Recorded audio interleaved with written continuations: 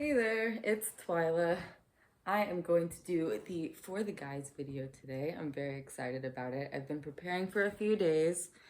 I have been a little burnt out. I've been cranking out the videos, and then I did get sick a few days ago, and I got pretty dang sick, in fact. But now I'm back. I have some little notes here. I made myself note cards. Look at this. We got cardstock, and they're like color coded. So we're gonna get into this. I got 5 different opinions because, yes, as you may have guessed, I am not a man. I was not assigned male at birth. I was assigned female at birth. And so, who knows if I'm the best person to talk on this, right? I like to think that my brain is more male, or at least that's how it's always felt. But I did get actual, men that I respect. I got their opinions. And that's not to say if I know you and you're a man and I didn't get your opinion, that's not to say that, I don't respect you. It's just a handful of people that were kind of, yeah, just why not? So let's get into it. It's a couple of my really good friends, my therapist. I was bawling my eyes out and I'm like, why? And I had to really dig. I had to really dig. So I hope that this makes you guys dig as well. Let's see. How do I do this gracefully? Sorry, these might be in the shot. We're just gonna have to get over that, okay? I'm not, like, it's a miracle that this is happening at all, okay? Let's just all appreciate that for a moment. I'm sorry that everything's not gonna be, it's just it's the most efficient way. So I'm gonna be kind of leaning over and stuff. Oh, and one thing, speaking of notes that I wanted to bring up, people are gonna call me a friggin' pick me girl. I already know it. But you know what? I had a little chat with my friend, Chat GPT.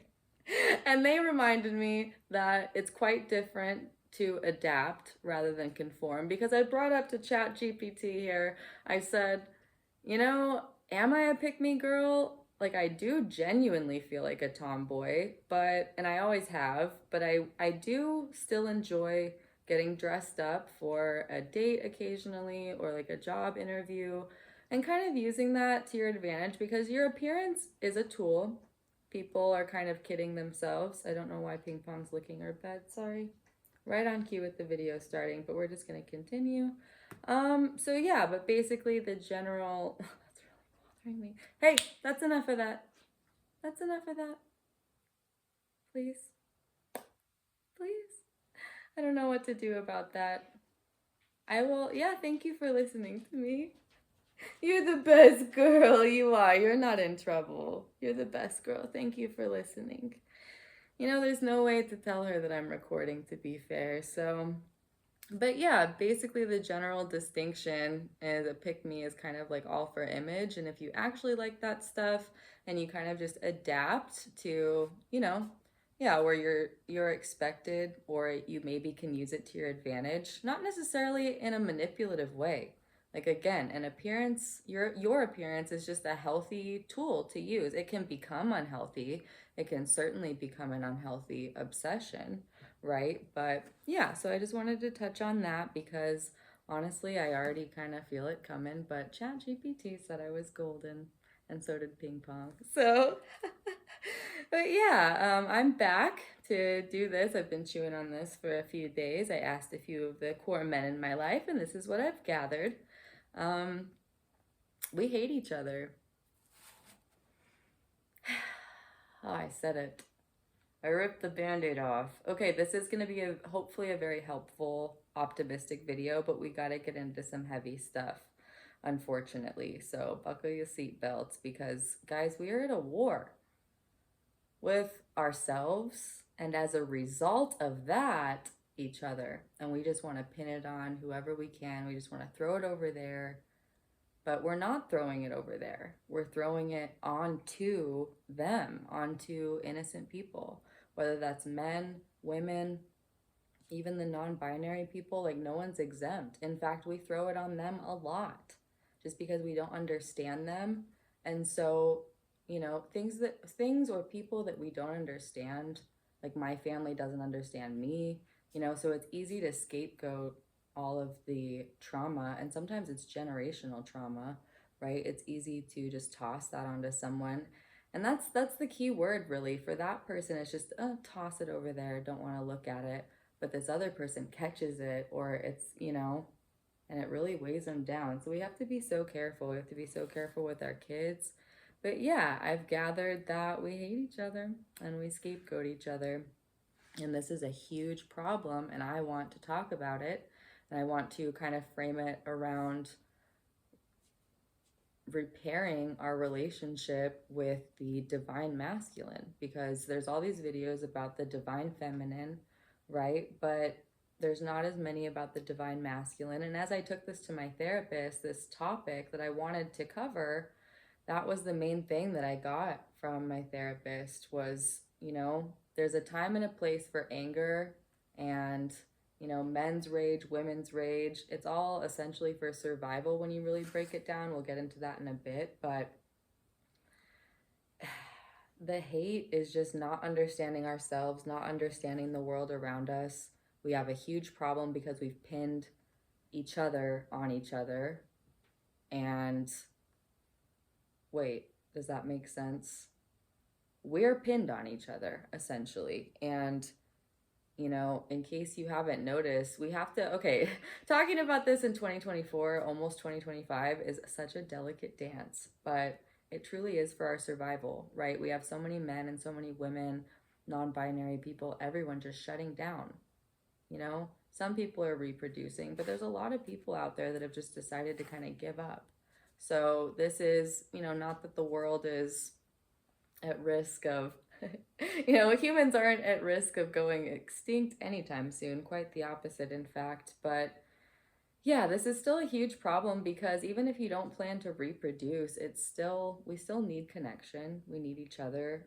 A lot of us went through horrible, horrible things when we were younger. And so we need someone to, well, we don't need, but it's very, very nice to have someone to just accept you, right? Especially when you go through all of this unmasking, whatever that looks like, even if you're not autistic, even if you're traumatized or other forms of neurodivergence, other disabilities, there's so much masking going on.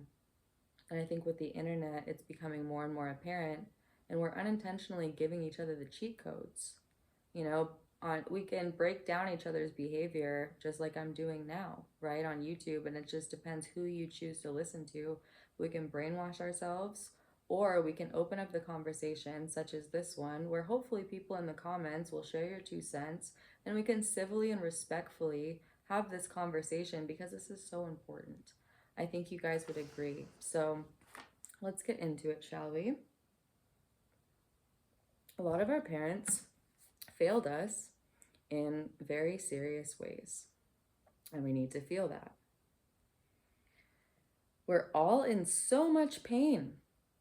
I have been dealing with so much anger the last year alone, and I have felt more masculine, but I felt happier. I felt like I don't get as caught up in the emotional stuff. I'm trying to use more of my logical mind, but a lot of anger has come with that. And I was talking to my therapist about it, and there's a direct correlation, it seems, at least, between libido, and anger in myself and in partners. I'm seeing the correlation. The ones that were more angry seem to have a higher libido. And I'm like, why is that? Or is that even the case?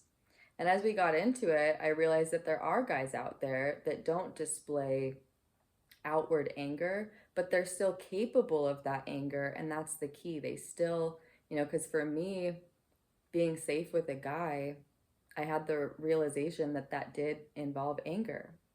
And how I came to that realization was, it was after my second divorce. Horrible, horrible things happened. And I said to myself, okay, anger, right? It's this tiny thing that you see at the start, and then it can just really get out of control, as unfortunately so many of you are probably aware of, whether it was your dad or a partner or, brother, sister, whoever, you know what I mean?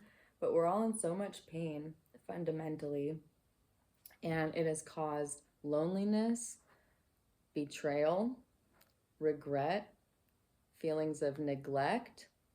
These feelings, they hurt. These are some of the most painful feelings, in fact. And we've been taught, like I said at the beginning of the video, just to throw it over there and throw it onto them, throw it onto the other one, these scapegoats, because it's easier. It's easier because our brains just love to make sense of things. And a lot of the painful stuff that happened to us, it doesn't make sense, or it makes little sense. But a lot of the time when people really wrong us in that unexpected, like we never thought they'd do that way, it's probably not going to make sense, right? Can most of us agree about that? So why are we racking our brains trying to figure out why they did it? Hypothetically, maybe it was just cruel. Okay, and you have to move on. But I know that, oh, dog hair, lip gloss, man. I gotta let y'all know that I'm serious, but like it is a sensory nightmare. So it does get wiped off the second. But yeah, anywho, my best friend in the whole wide world, he put it well. Well, he summed it up well. I was impressed. It happened so fast. And I said, can we go back to that? I was trying to write it down. What was that? And he couldn't even recall what he just said, but he said it so flawlessly. He said, he feels as though his emotions are intrusive, triggering, and in my way. And, that he needs to shove them down. And I just think, he's recently getting into therapy, which I totally commend him for. And it's showing, the way that he describes himself to me is just it's exciting to me. It makes me happy. I can see the growth, even just the way that he describes his emotions. But yeah, I thought that he summed it up really well because, he's a guy. He's always been a guy, and he has had problems, in the relationship department, like most of us have in the friendship department. It's lonely out here. It's rough. The internet's distorting everything. Like, we're giving each other the cheat codes. Like I said, like we can use that to manipulate each other, or we can use that to improve and understand each other a little bit better. I personally am leaning towards the latter because it's getting sticky. Like I've said, oh my goodness, that Tyler album though. I can't get, okay. I showed a friend tonight, again, I'm like, if they're not on board, I'm like, but just give it another chance. Like, what if you watch the videos, like, with the songs, like, with that? That's something I might as well touch on recently. Okay, so yeah, I'm really passionate about music, and the comment sections, I'm sorry, but it's men. It's men jumping all over me. Like, dare I make a comment about Tyler in the Rise of the New Kendrick album? I do glaze Tyler. What are you gonna do about it? He was so influential and so sentimental, especially over this past summer and everything. So anyways, and since high school, and people say, oh, you have a fetish for, because I do. I have black men, like I do. I have stickers. I got Tyler stickers. I got ASAP stuff, and their faces are just like on my stuff, but it's because it drives me. They're role models in that way of just like perseverance, building from the ground up and building something that you want, something that's fun to live every single day, something that you're proud of, waking up to, a partner that you're proud of, or if that's being by yourself, but pretty much, as cheesy as it sounds, it's just like anything is possible if you have that drive and you put in the work, so it's just a good reminder to me. But anyways, the men in the comment sections with us, sorry, this isn't in, we're on scapegoats right now. I'm gonna keep our train of thought, but real quick, because I really do think that I wasn't gonna go there, but let's go there real quick. The men are jumping all over me, and I'm not like, oh, I'm just a victim, but seriously, I'm just trying to like neutrally talk music. As you know, Kendrick Lamar is in the big three or whatever in hip hop, you know what I mean? And there's a lot of people like Tyler, a lot of people in hip hop would commend Kendrick Lamar. He's Kendrick Lamar. He's the king. You know what I mean? Even in Tyler's new album, he's like, biggest out the city after Kenny, that's a fact now. And it's so true. So that's like totally a nod to him, obviously. But in my humble opinion, Chromacopia is coming up a little bit. I don't know. GNX and Mr. Morale, both, I was so excited. And I think I listened to both those albums the day that they dropped. And I was just so like, and that's no disrespect. Like, of course, like I said, he's the king. I respect him, but especially the last album, GNX. Like, if you listen to that song, in fact, GNX or Blue Dodger, like, I don't know, guys. People are tripping over, what is it? Turn the TV off. I think is what it's called. Don't come at me if it's not, please. But yeah, that one, everyone's losing their crap over that song and they think it's like the best one. And it really is a really great song. There's some great bars in there, but at the end, this ties into the video, man. It's triggering. It's giving like F-boy energy. It really is. He says like, I don't even want to say it, but there's a part at the end of that song. I can't. I'm going to cringe myself out and then I'm not going to be able to post this. That I just like get so triggered by, because it does, he makes him, it sounds like one of my exes, that like F-boy accent. I just hate it so much. I'm sorry. But yeah, and then there's just, and so I've just voiced my opinion about Tyler coming up as the underdog and like his album, at least in my opinion, doing a little bit better, or at least we can objectively say being a little bit more well received. Because yeah, I wasn't a fan of the new Kendrick the day that it came out, but sometimes it takes a few listens, and I had that album on repeat that whole first day. I was trying to get into it, I was trying to appreciate it, but it's West Coast hip hop. If you're not super into West Coast hip hop, then that's not going to be the vibe. But there's still a couple, what's the other one called? Hey Now, I think it's called. That one's really good as well. I do genuinely like that one. But yeah, so I just wanted to say that like, men, you guys don't have to like jump on us. Like sometimes we're just neutrally trying to have a conversation. I can't talk about hip hop with any of my friends. Like I said, I try to get people into it all the time, but it's just like not the same. And so I don't really have anyone to talk about hip hop with. And I make posts on my YouTube and stuff, and I'm not trying to get sympathy, I swear, but like they just don't get much interaction. I thank you for the people that do, but just in comparison to my other stuff, and I don't know, I just want to talk about that so bad. So yeah, sometimes I go to comment sections and I try not to be insulting, I try to be respectful, but I'm just trying to like pick people's brains, like what do you think this album meant, like what do you think that, blah blah blah, you know what I mean? So I don't know where I was going with all of that. I mean, other than just to pick out, it just seems like guys are pretty defensive, and like even on my own channel, most of the really hateful comments have come from men, and I feel that. Like I feel so much anger for the opposite gender. Like I feel rage, especially this last year, and honestly, I kind of dodged it by making the last video, like before the guys video. I just kind of focused on how you guys have wronged me, and I'm sorry. That was shady. I should have waited a couple days until I kind of de-escalated from the fights that I had with my partner and my best friend who were men. And I was just that was at the forefront of my mind. And I was trying to just put out a neutral video, but it didn't quite, well, I didn't expect it to land great. I just thought it's what y'all needed to hear.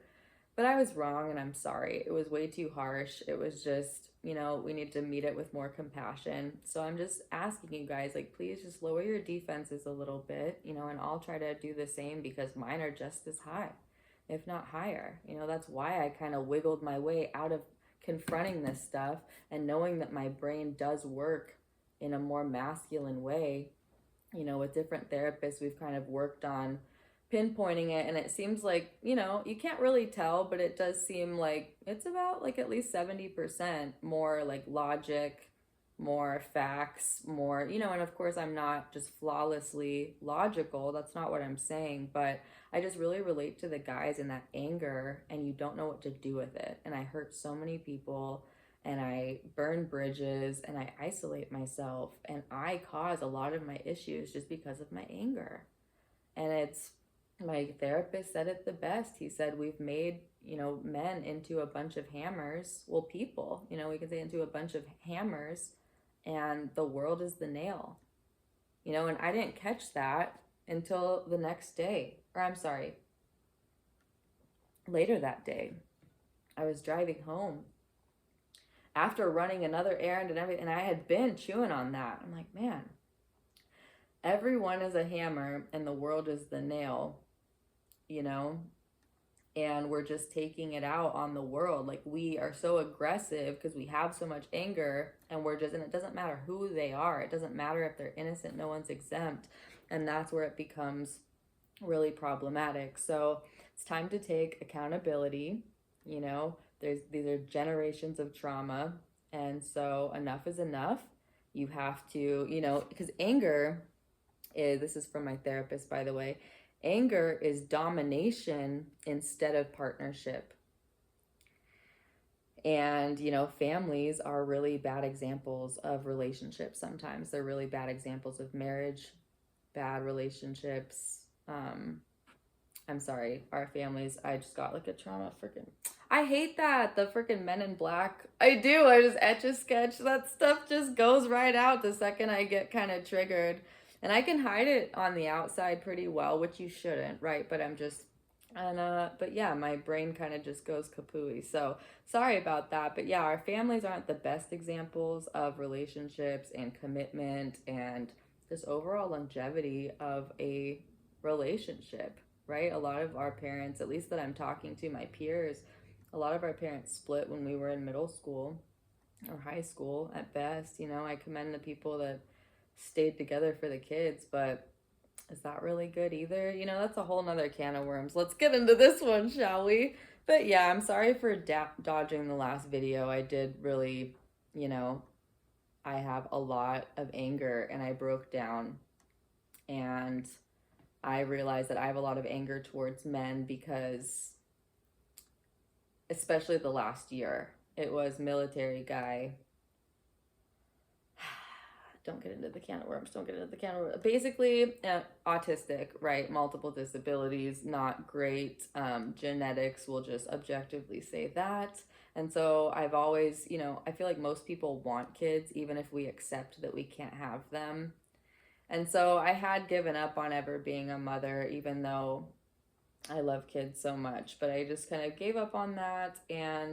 But I was dating a military guy, and he said that we were going to get a surrogate and he was going to pay for it and everything. And like that had been, I was like fantasizing about that. And just, I thought that I like kind of had another shot at that. So when things didn't work out with him and he didn't end up having, you know, the backbone that I was expecting, especially with his like position in the military and everything. That's not supposed to be like a disrespectful blow. I just mean like I genuinely thought that he could stick up for himself a little bit more.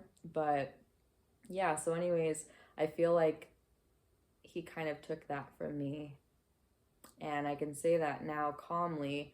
But when I first got that off my chest a few days ago in therapy, when I was bringing this video up, man, I haven't gotten choked up like that in a long time.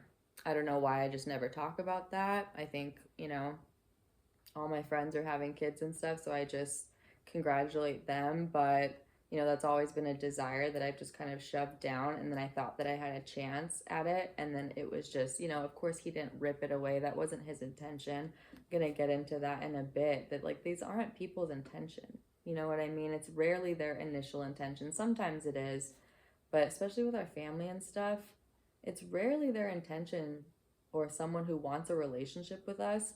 You know, they want a relationship with us. They're not like, you know, most, right? Or like, I don't want to destroy this person.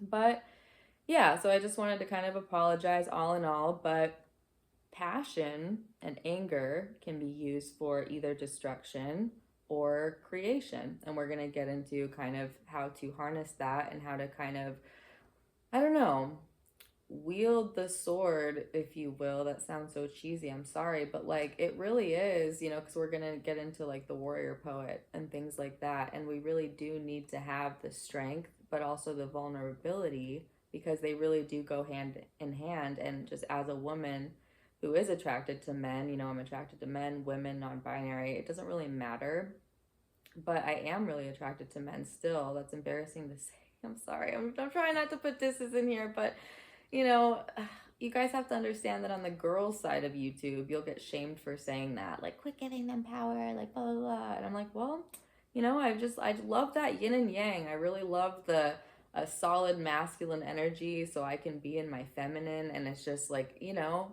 a divine union, if you will. I'm just really old fashioned in that way. So please forgive me. I'm trying to be respectful of the times and everything. But yeah, so it can be used as destruction or creation. And the destruction part usually looks like resentment and jealousy.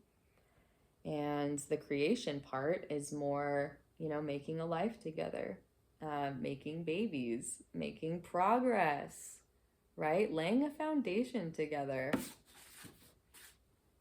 You know, I asked the guy at The guy at the dog park, I don't know, he's always been like the one guy. We've never really talked that much outside of, things to do with the dogs. But I don't know why I've always just like respected him. And there's other men that go there too, and I never thought of asking them this. And it's not that I don't think they're men, but I could just like, how you could just, we joke about the autistic super sniffer or whatever. This guy told me I should start playing cards because I told him I just could tell you were real, because honestly, he opened up to me when I brought this topic to him, and I ended up learning that he used to bag bodies, on almost a daily or I think on a daily, he didn't say a daily basis, but for work, that was his job. He was a security guard. He's like a big old dude, and he also opened up to me and said, he used to be a lot bigger and he lost a bunch of weight. And the first point that he gave me was, you are the end result of all of your decisions up until that point. And so he did tell me that he used to be bigger, but he said, even back then, I knew it was my fault. And I know it's not the case in everyone's, but it wasn't his, so we can just say that sometimes it is important to acknowledge, but he was pointing out how important that was. And in just being a man, it's just like owning your stuff and getting on top of it. And so I asked him, and that was the first, and he said, you can't blame anyone but yourself, right? He opened up to me about all of that stuff. I said that I respected him, and I didn't necessarily even know why, because I'm like, I kind of opened up with that kind of as a joke. I was like, so and so, like, you're one of the few men that I respect, and I don't say that a lot, and blah, blah, blah. And I just I kind of tried to crack, break the ice or whatever they say. I don't know. So I was kind of trying to think like, why, why did I sense this realness from him? Because yeah, like I said, I didn't even really I didn't know much about him at all, but yeah, but he's married, and I think a part of that, there's a part of it there, and he treats me like a person, because I'm sorry, but married men usually treat me, and I'm not saying they're flirting with me, I don't think that at all, but I'm saying they don't treat me like a different species, they don't like get all weird when they talk to me. They're just really down to earth, just really, and they open up, because they have wives that kind of do that as like exercises with them. I don't mean that disrespectfully. I just mean like they're exercising that part of them that's talking about emotional things. But some of us, like clearly me, the other day or 2 days ago, even, I think, like in the therapy office, I broke down when I talked about the surrogate and everything. And I didn't even know that was like an issue, but that's what we really have to scan ourselves, and just check in. But yeah, so he was secure, and I think I could sense that, and he never like made me feel weird. So that's why I wanted to approach him. But yeah, I found out a lot, and he joked about that I should play poker and everything, but I thought, after, like, why am I divorced then? And I thought that I kind of came to the conclusion that a lot of those relationships were formed online. And in my last, a couple videos ago, yeah, you could see the chat GPT, man, it gives scary similar responses to men, to friends, to family, just like, oh, that's so great, I'm so happy for you. You know what I mean? It's just like sends chills down my spine. I hate it. I can't tell anymore. It's getting too good. Yeah, it's just too good at mimicking human beings. It really is. But yeah, let's quit pretending people like me do it on purpose. Okay, let's quit pretending that people like me keep, picking these people that are terrible. Online, it's really hard to tell, to be fair. And yeah, if like things start to go south, I'm gonna leave. Sorry. I have, 2 divorces and a few breakups, because it just doesn't work out these days. I'm starting to learn that maybe I should, date outside of my race, or date. I have dated outside of my race. Actually, I didn't date someone my own race until a few people in. So yeah, I have dated, but I just mean like try things that I've never tried before, because just the men that are in kind of my dating pool of like age and demographic and everything are just, it's not working. So I'm like, do we have to go up? Like, what's the deal? So yeah, let's quit pretending that people do it on purpose. Let's have some grace. But yeah, anyways, a lot of the people that end up hurting us initially had good intentions. So what swayed them over time, right? Because a lot of the hurtful and negligent decisions do happen over time. And that, I asked the guy at the dog park, would it be cheesy to bring up, the whole like M16 conspiracy? And I was like, do you know what that is? I didn't know if I had to explain.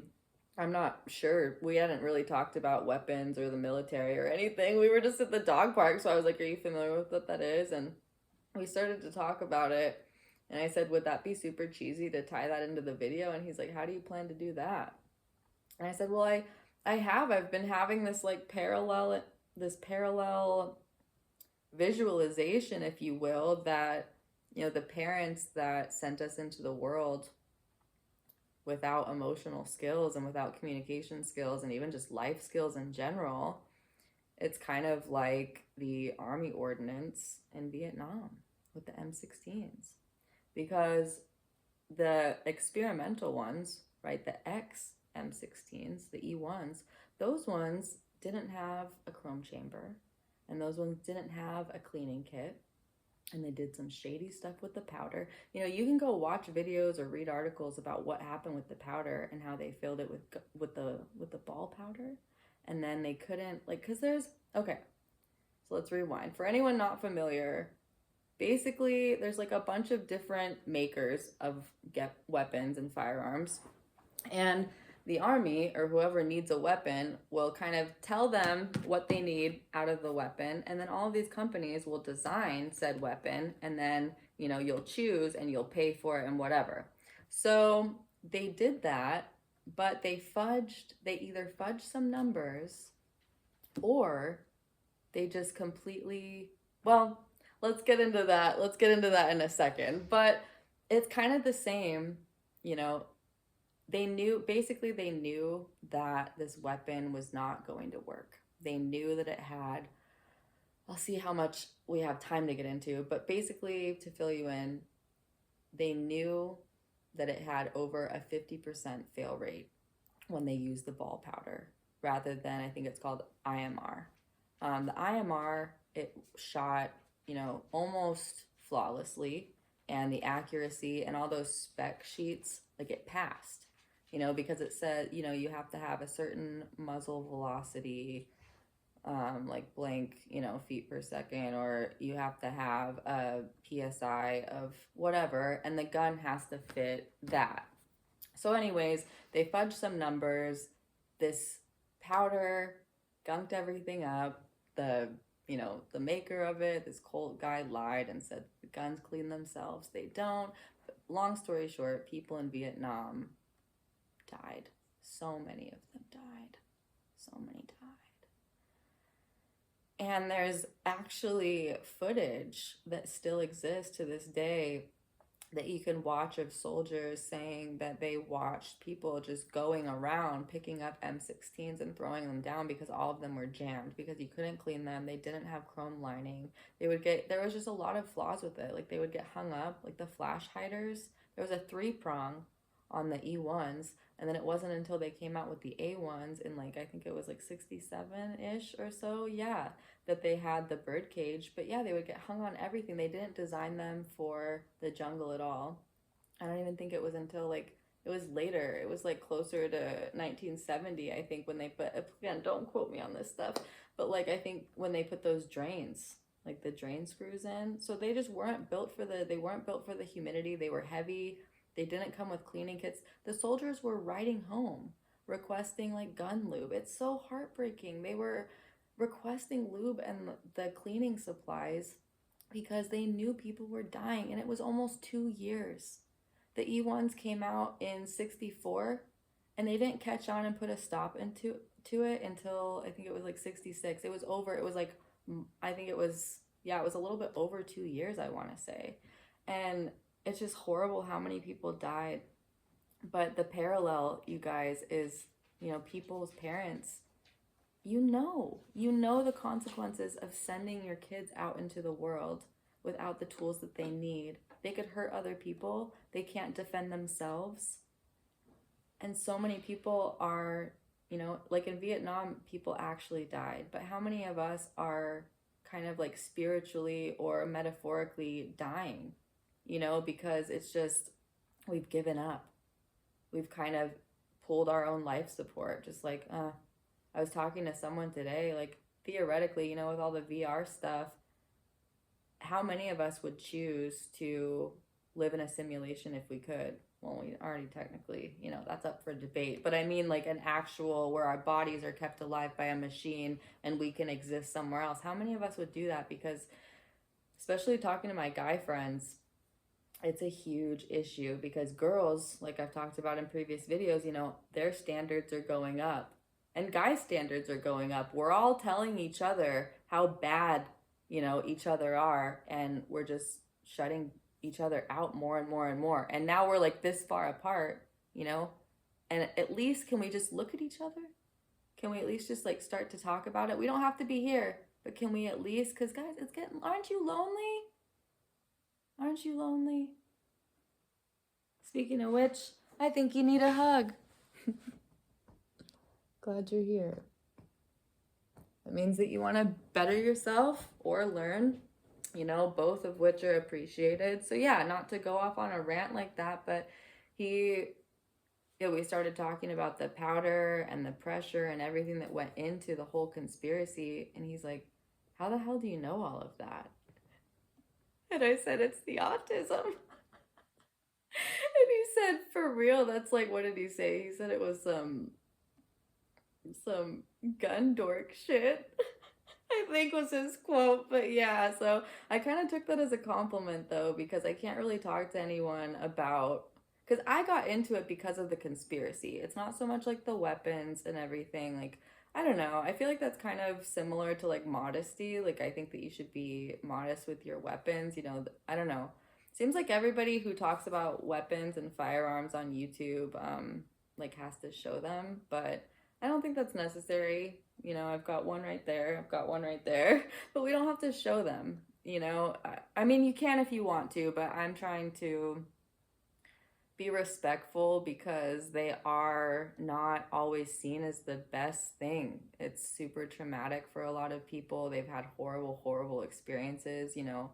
While mine is the reason that I can fall asleep so fast and sleep peacefully, you know, the same piece of metal is someone's biggest fear. And anytime they see one, their whole fight or flight might be triggered. So we all need to respect that. Of course, you can't teach people, you know, tutorials how to like clean your firearms without doing that. But speaking of which, real quick, if you do venture out, or just so you don't have to, never call a gun like a glizzy or something like that. I was talking to my friend about that. I'm like, what sounds hard, right? What sounds like more threatening?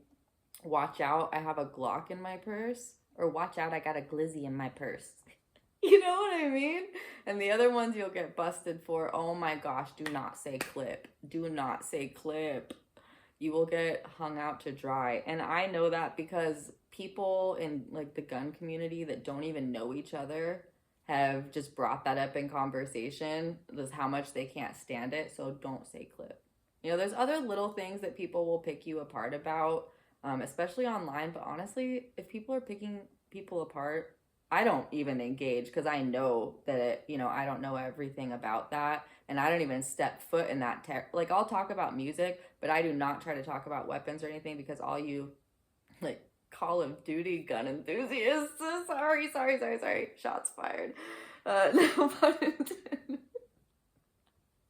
But yeah, it's just I don't want to get involved, but just how serious everyone takes it. Like, you don't have to take it that serious, but just don't make a slip up like that. Let's be respectful.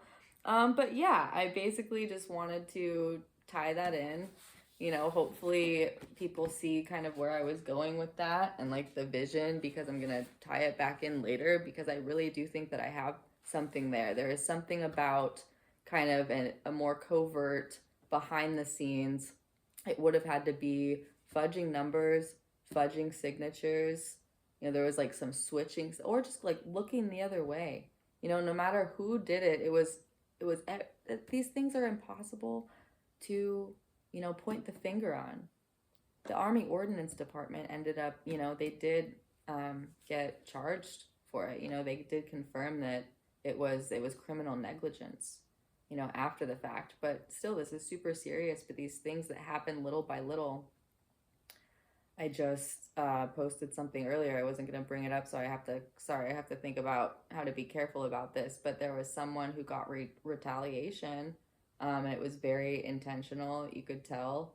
And I don't know, maybe I shouldn't go there. It's just these little by little, like, people are wronged in little ways, little by little, until, you know, they snap. And I've put out, I'm sorry that I'm getting into such uncomfortable territory. This is I tell you what, it's such a delicate dance, and I know that I can't please everyone with what I say, but these little by little crimes, they're almost the most dangerous kind. Because there's no one to blame for the blood on the hands, right? Whether that's literal or metaphorical. But yeah, parents are sending their kids into the world ill-equipped. They're sending their kids into the world ill-equipped and knowing that. And that's the problem. They know the potential consequence, and they might think people might think it's stupid, but I saw the direct correlation from the start. And what's weird is I have this pen that I was using to write these notes from my therapist, like when I had the revelation, the pen. And the pen it's 2 5.56 casings. Oh my gosh. This one. And my grandpa gave this to me, and he said, don't tell anyone. We won't get into that, but this is like one of my he doesn't give anyone anything. So for him this is like one of my most prized possessions. But anyways, that kind of got me to it. I don't know. I'm a big believer in universal things and like signs and things like that. So I don't know. I have to admit, like, it's not the whole tying the M16 thing. It's not completely original. Like, it was kind of prompted by using the pen because I'm like, wait a second. And it was this epiphany that I had. And it was, yeah, a really cool moment. But anyways, I just wanted to say that it is because of the dang rifle bullet pen. That thing's so sick. I love it. But because it's so, like, a lot of people don't know what it is because it doesn't really, I don't know, if you don't know what that specifically looks like. Yeah, it's just super special too, because he always wanted a son and he always wanted a grandson. And, you know, he got 3 girls and 3 granddaughters. And I was always the one that would watch the movies with him and help him with this project and help him out in the garage. And he would help me. You know, we just did my brakes, and we did all the brake pads, and we did the rotors. You know, we got those evened out and everything. And he taught me how to do my oil and my front and my rear differential, my freaking automatic transmission fluid, like everything. That guy's amazing. But anyway, so the fact that he gave me that pen was just kind of, because everyone else, I've talked about this in other videos, but like everybody else really does compete, you know, for his approval. So it felt really good. But there is a direct correlation there. So I just wanted to kind of tie that in, because the thing that stuck is the soldiers had no idea, right? They had no idea that this was going on for 2 years until I'm sorry. I blew past all my notes. Sorry, I got ahead of myself. But yeah, this false sense of security, you know, and our parents gave us the same kind of false sense of security. They failed us because a lot of the men, especially out there, and women and non-binary, everyone, no one's exempt. You know, it's a crappy parent epidemic. You know, it's not a gender thing. But the failure, if you will, if you subscribe to that, because I think it was, but yeah, they can't take care of themselves, right? Like showering, cleaning, cooking, including myself, right? This is not in a self-righteous way. Like there's other things at play, like, yeah, I got neurological stuff and all that, but like fundamentally, who knows what's coming from what? But a lot of us can't function. Okay, and I'm trying to help, so don't come at me. But yeah, and then they can't take care of their emotions. You know, and that comes from the parents are supposed to give us tools to manage our emotions. our parents are supposed to give us tools to go out into the world and to do our own taxes and to, know how to get an attorney and know how to get insurance and all this stuff. My mom, rest in peace, but she was so great. I remember her getting on old Microsoft Word and manually, with all the little dashes and everything, making lines and blank checks for me to fill out, because she wanted me to know how to, and I could fill out a check at like 4 years old because of her, but if you don't put that into your kids. Yeah, so anywho, the false sense of security and our family's illusions, they all seem to think that we'll just figure it out. Well, some of them don't. Look around. Horrible, horrible things happen. Some of them don't just figure it out, just like the insurance company, right? With that guy that I was talking about, he got his revenge because, I can only speculate, right? Probably knew that so many people were dying because of the insurance denials. People that had cancer, like very serious things, were getting, problems with their insurance and getting denied. And so he got retaliation. Was it right? Of course not. It's never right to get retaliation. But some of them don't just figure it out. And that's, I think, what he was probably upset about and why he wanted revenge, is just because, you can't tell people with health issues just figure it out. You can't tell children, little boys, to just figure out their own emotions. You can't play with them like that. You have to give them the tools. You have to explain what emotions are. You have to set an example how to describe those, how to stay calm while doing so as well. I've worked with a lot of little boys, way more little boys than little girls. And I'm like, is that because more little boys are diagnosed with autism? Because that's what I, obviously did. But it's hard to tell. It really is. But yeah, the little boys, the emotional stuff is just not there at all. That's why, we're making videos like this. So we don't all just figure it out. Something horrible happens, and sometimes innocent people die. And resentment and suppression build, right? And that can look like what I don't like this, but we call them incels, or we can think of it as like that boss that we all just want to anonymously ship her like a massage wand. You know what I mean? If you're just way too uptight, it can look like that, but that's what happens when resentment and suppression build. And every incident you hear of, we'll just say incident for monetization reasons, but every huge incident, like at a high school or something with a minor, they didn't purchase that thing that they used themselves. They're a minor. They cannot. And a lot of them, for certain types, you have to be 21. But for all types, you have to be at least 18. So if that's not parental negligence, I don't know what is. So if you think that they're not doing that with our emotions, if they let an AR-15 in the hands of a high schooler, you don't think that they're gonna let you not having emotional skills slip and just let you figure it out? Think about it. I say this with love. I'm not trying to come at you. I'm genuinely giving you guys hey, this needs to get figured out. So yeah, just because they're everywhere, right? These things, these firearms, I think I can say that, right? I don't know. This is a way too long of a video to mess it up at the end. But just because they're everywhere, you shouldn't take it any less seriously. I can't even remember my first time shooting one. I cannot even remember. I never had that, oh my gosh, this is my first time shooting a gun. I never had that because I was so young. But I was taught how to do it. I got my first one when I was 6. I grew up around them. It was very normal for my dad.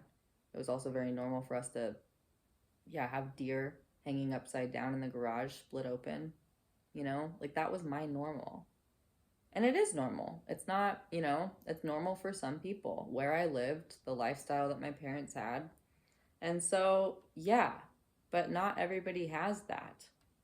I've always respected them because I fear them, but some parents just treat it like it's a freaking Nerf gun or something, or like the ones that you see in video games and stuff like that. Like, you will never, ever catch me point the muzzle of any, even like an airsoft, not at anyone or anything ever.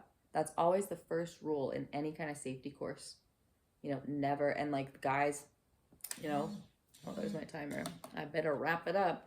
But the guys said, you know, that sell them, that's the one thing that gets them. You know, if you ever go purchase a firearm, never, obviously they're not loaded in there, obviously, right? You just grab it off the wall, or a lot of places you can't do that now. Because of this, it's disrespectful, first of all. It's disrespectful to the firearm, but more importantly, it's disrespectful to the person that you're pointing that at. Even if it's empty, you say, hey, can I see that? Let me see that AK-47, blah, blah, blah. Let me see that thing. Yeah, I got a few of these. You know what? You know how they do? It bugs. But yeah, they're the guys that freaking call it a clip. You go, oh, where's the clip go? And the guy selling the guns, like the magazine, goes right there. You know, it bugs. It bugs them. So do not, what they call like muzzle brush them. You know, I tried to look that up, but I swear I heard one of the guys say that. I'm like, muzzle brush. That makes sense. You know, the muzzle's that front part of the gun. You know what I mean? So if you point that at someone, even in a store, if you ask to see that and they let you, do not be waving that thing around. You respectfully look at it. You can look down the scope, but point it at the ground always. Okay, just wanted to, I really needed to tie that in. And quit calling Glocks glizzies. Stop. It's emasculating for me carrying one. Okay, anyways. But yeah, sorry. Let's get serious because we need to take it serious. But you will never catch me doing that. I don't care if it's mag out, mag in, empty chamber, if it's fake, if it's broken. I literally do not care. So yeah, that's what I thought. That one's done. So we'll move on to this, but I think we're going to do this in part 2 because this one's getting pretty lengthy. So I'm going to upload this, take a little intermish, and I'll be back. We've got a couple more good stuff. This gets into, yeah, my therapist, the divine masculine, how we can repair that. We're going to get into the warrior poet and some really great stuff. So if you resonated with this, we're going to talk about, you know, how we put women on a pedestal, equality, how we can get there. And it's not generic. Like this was, you know, I get into hygiene stuff because I did promise this sense of powerlessness, isolation. We got all kinds of stuff. So please come back. But I appreciate you sticking around this far, and we'll see you soon.